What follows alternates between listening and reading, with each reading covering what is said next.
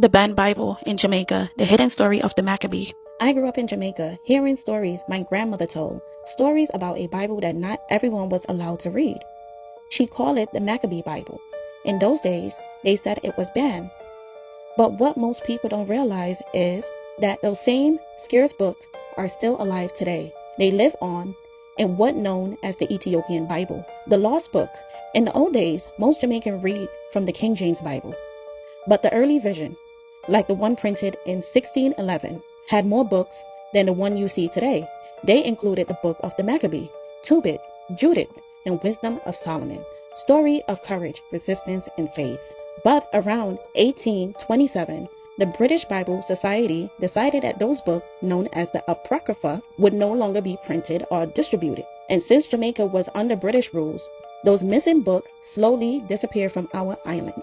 The missionaries said the book were not inspired by God. But to the people, especially our ancestors, those stories spoke truth. The Maccabee were freedom fighters, just like the Maroon. They fought to protect their people's faith and land from foreign power. That message hit too close to home. Why it was banned?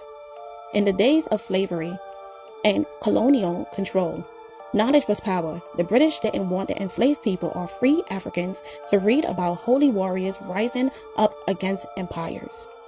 So they quietly removed the Maccabee from the new Bibles. They printed for the Caribbean. To our grandparents and great-grandparents, that was more than a change.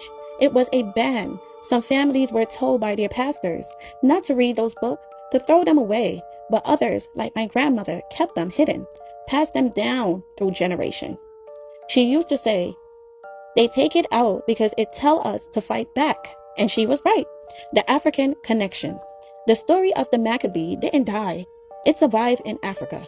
The Ethiopian Orthodox Church, one of the oldest Christian tradition on earth, never removed those books. In fact, they still keep them in their full form inside what we now call the Ethiopian Bible, the oldest and most complete Bible known to humanity. While Europe was cutting out pieces of scripture, Ethiopia was preserving them.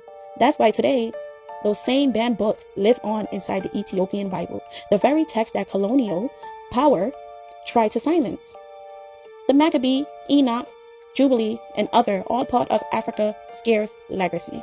What it meant to Jamaicans. In Jamaica, the spirit of those stories never left. The Maroon fought the British like the Maccabee fought the Greek.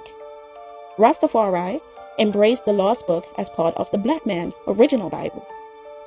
And elders across the island remembered how those pages spoke of freedom, pride, and resistance.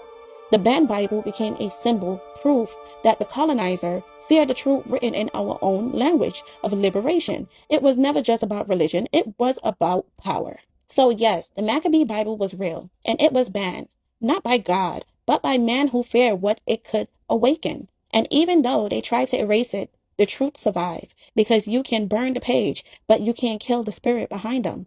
Today, the same words our ancestor guarded in secret are still alive in the Ethiopian Bible, in the heart of the faithful, and in the memory of the people who refuse to forget. This is the story they tried to hide, but we still telling it.